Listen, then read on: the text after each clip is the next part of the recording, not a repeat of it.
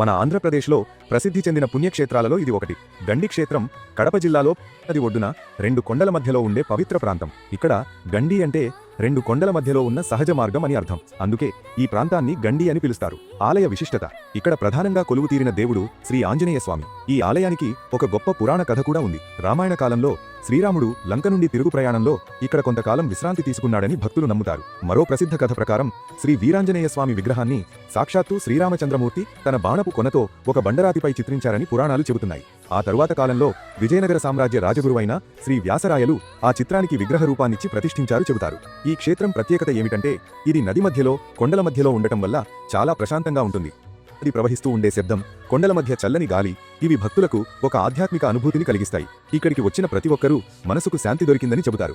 అందుకే గండి క్షేత్రం అనేది భక్తి, ప్రకృతి కలిసిన ఒక అద్భుత పుణ్యస్థలం. మీరు కడప వైపు వెళితే ఈ గండి ఆంజనేయ స్వామిని తప్పకుండా దర్శించండి.